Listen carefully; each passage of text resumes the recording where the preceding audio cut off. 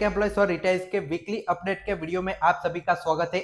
बहुत ज्यादा डेवलपमेंट इस वीक में आपकी हुई है, जिसमें 5 डेज बैंकिंग पर बात करेंगे और बहुत अच्छी खबर रिटायर्स के लिए है कि एमसी सिंगला केस के बारे में बहुत अच्छा यहाँ पे स्टेप मूव फॉरवर्ड है, वो लिया गया है। स्पेशल अलाउंस के केस के बारे में, उसकी डेट, हियरिंग डेट के बारे में अपडेट लेंगे। साथ ही में बैंकों के प्राइवेटाइजेशन पर क्या अपडेट है वो भी देखेंगे और बैंक एम्प्लॉयज की पीएलआई पर क्या अपडेट है वो भी इस वीडियो में कवर करेंगे। तो आप ऐसे वीडियोस देखने के लिए इस चैनल को सब्सक्राइब कर सकते हैं। चलिए अब शुरू करते हैं।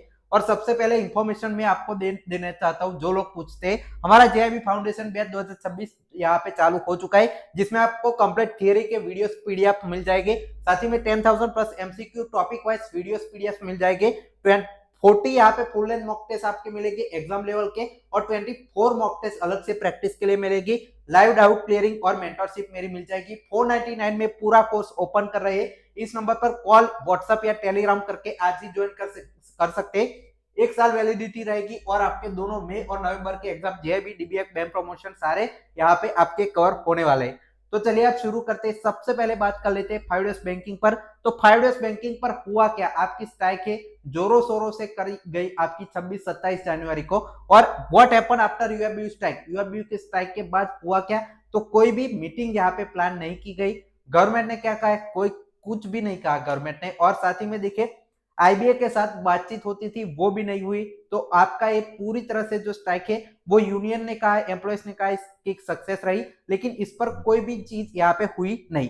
आईबीए सीएलसी की अगली मीटिंग कब है उसके बारे में, तो 9 अब मार्च को सीएलसी की जो रेगुलर मीटिंग्स आपकी हो रही है वो होगी, जिसमें फिर से 5 डेज बैंकिंग के मुद्दे पर बातचीत होगी।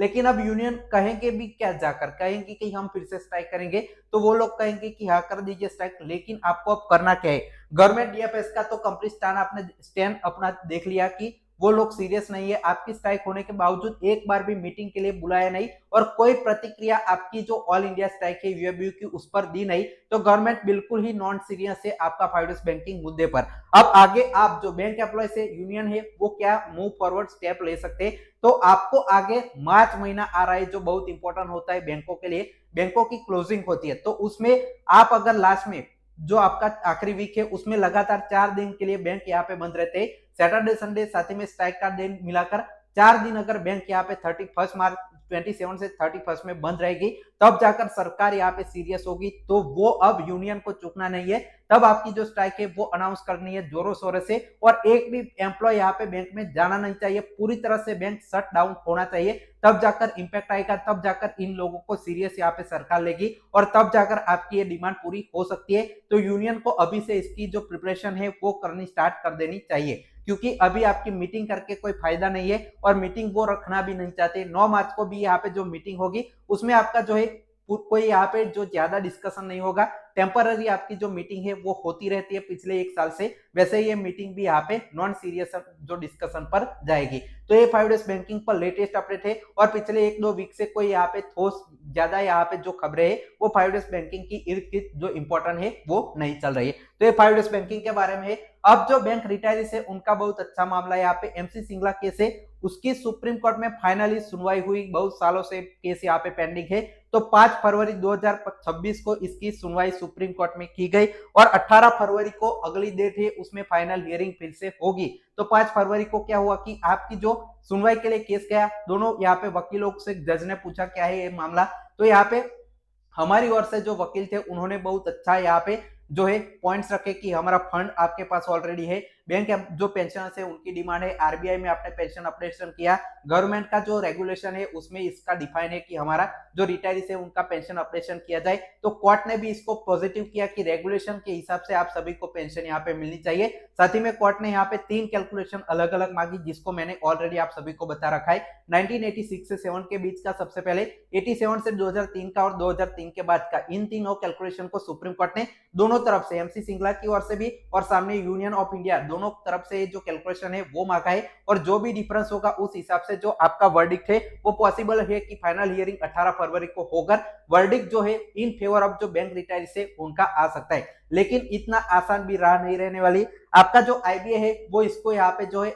जो अपोजिशन के लॉयर है वो आपका डिले कर सकता है। एक आपका कथन है कि जस्टिस आपका डिले हो सकता है, डिनाई नहीं हो सकता है, लेकिन ये डिले करने की टैक्टिस आपका आईबीए है, सामने के वकील है, वो यहाँ पे कर सकते हैं, क्योंकि आपके आईबीए के पास अब ठोस कोई ऐसा पॉइंट नहीं है कि वो लोग यहाँ पे पेंशन ऑपरेशन को रोक पाए, क्योंकि रेगुलेशन में साफ साफ दिखा है कि आपका बेसिक पेंशन और एडिशनल पेंशन 1995 के रेगुलेशन के हिसाब से अपडेट टाइम टू टाइम यहाँ पे होनी चाहिए। तो एरियर के साथ आपको जो आपकी पेंशन है वो अपडेट करनी पड़ेगी। तो ये आपका एमसी सिंगला केस पर है। अब 18 फरवरी को जो फाइनल वर्डिक्ट आता है या अगली कोई डेट दी जाती है, उसकी जो भी आपकी डिटेल्स आएगी वो आपको वीडियो के जरिए जानकारी मिलने वाली है। तो इस चैनल को आप सब्सक्राइब करके जरूर रख लीजिए। अब बात करते हैं आपकी बैंक एम्प्लॉयज की पीएलआई जो पेंडिंग है पिछले एक साल से।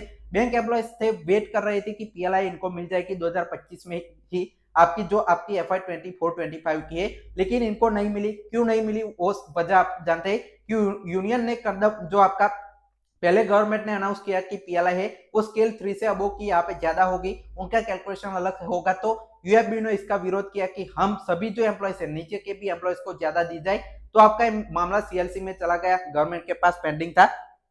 तो वो चीज यहाँ पे मीटिंग के दौर में जैसे 5 डेज बैंकिंग का मुद्दा था, उसी के साथ इसको क्लब करके यहाँ पे अलग अलग टाइम पे उठाया गया। लेकिन पिछले 3-4 महीने से इसको कोई भी यहाँ पे जो भाव नहीं दिया जा रहा है और मीटिंग में भी इस मुद्दे को शामिल नहीं किया जा रहा है। तो आप मान के चलिए कि आपका ये आपका फाइनेंशियल ईयर है, उसमें पीएलआई आपको नहीं मिलेगी। और कब यहाँ पे मिलेगी, क्या इंप्रूवमेंट होगा जो मांग है, तो अभी तो इंप्रूवमेंट यहाँ पे होने की आशंका नहीं है। मिल जाए वही बड़ी बात है। तो आपको अब जो दोनों पीएलआई है, जो एफ आई 24 और एफ आई 25-6 की, वो सब जो पीएलआई है दोनों एक साथ यहाँ पे मिलाकर अगली जो पीएलआई आएगी अब आपकी मई जून जुलाई में, तब सभी बैंक एम्प्लॉयज को यहाँ पे मिलेगी। और ये सवाल है कि अगर आपकी पिछली मिलेगी या नहीं, तो वो भी आपको यहाँ पे पीएलआई मिलेगी। और कब यहाँ पे अकाउंट में आएगी, तो मैंने जैसे बताया आपका अगली पीएलआई के साथ मिलेगा। साथ ही में एक और अपडेट है, एसबीआई का सीडीएस पे आउट जो पीएलआई के अलावा भी एक यहाँ पे जो है वो पे आउट होता है, जो एम्प्लॉयज को दिया जाता है ब्रांच वाइज, तो वो आपका है, वो भी पेंडिंग है। तो वो भी इसके साथ ही आपका जो है मिलेगा। और बाकी पब्लिक सेक्टर बैंकों में भी ऐसे ही ब्रांच वाइज परफॉर्मेंस के हिसाब से जो पे आउट है वो FY 26 में निकालने के लिए गवर्नमेंट ने नोटिस जारी किया था, वो भी आपका अब आने वाले साल में हो सकता है। इसकी जो भी अपडेट आएगी फ्यूचर में वो आपको मैं देता रहूंगा। टेलीग्राम चैनल का लिंक डिस्क्रिप्शन में ज्वाइन करके सारे बैंक एम्प्लॉयज रख सकते हैं। अब बात करते हैं जो बैंक प्राइवेटाइजेशन न्यूज पर। आपके अभी बजट जब अनाउंस हुआ उसमें प्राइवेटाइजेशन की बड़ी बातें यहाँ पे उठी और मीडिया में भी चल रहा है कि बैंकों का प्राइवेटाइजेशन होगा, लेकिन कोई बजट में ठोस यहाँ पे कोई पॉइंट नहीं था कि इन बैंकों का प्राइवेटाइजेशन होगा। जैसा जो डिसाइड किया था 77,000 करोड़ का प्राइवेटाइजेशन पहले बजट में, वही इस बार कंटिन्यू होगा, जिसमें जो बैंक है उसके थोड़े थोड़े स्टेक है वो सेल हो सकता है। एफडीआई का, फॉरेन का इन्वेस्टमेंट बैंकों में ज्यादा यहाँ पे हो सकता है। कुछ बैंकों का मर्जर हो सकता है, वो धीरे धीरे इस साल में आपको देखने को मिलेगा। अब साथ ही में देखिए स्पेशल अलाउंस केस है बैंक रिटाइल्स का, उसकी हियरिंग डेट पर क्या अपडेट है वो भी देख लेते हैं। तो इस बार जो 11-12 फरवरी को रेगुलर फाइनल हियरिंग होगी सुप्रीम कोर्ट में, उसमें स्पेशल अलाउंस का केस है वो 173 नंबर पर बैंक रिटाइल्स का लगा हुआ है, जिससे एमसी सिंगला केस था वो 97 पर वीकली लिस्ट में था, तो उसकी सुनवाई हो गई। अब हम उम्मीद करते हैं कि 173 नंबर का केस है वो टॉप 20 में आपका यहाँ पे वेडनेसडे या थर्सडे को आ सकता है। उसमें जो भी अपडेट होगी मैं आपके साथ शेयर करूंगा। तो ये आपका लेटेस्ट अपडेट है कि 173 नंबर पर एक केस लगा है। अगर सुप्रीम कोर्ट में टॉप 20 में मैटर लिस्ट में आता है, डेली लिस्ट में, तो इसकी सुनवाई हो सकती है। तो ये सारे मुद्दे हैं। इसके अलावा कोई भी डाउट है तो आप कमेंट सेक्शन में मुझे बता सकते हैं। और ऐसे वीडियोस देखते रहने के लिए इस चैनल को सब्सक्राइब और वीडियो को लाइक जरूर करें। भाई, थैंक्स फॉर वॉचिंग।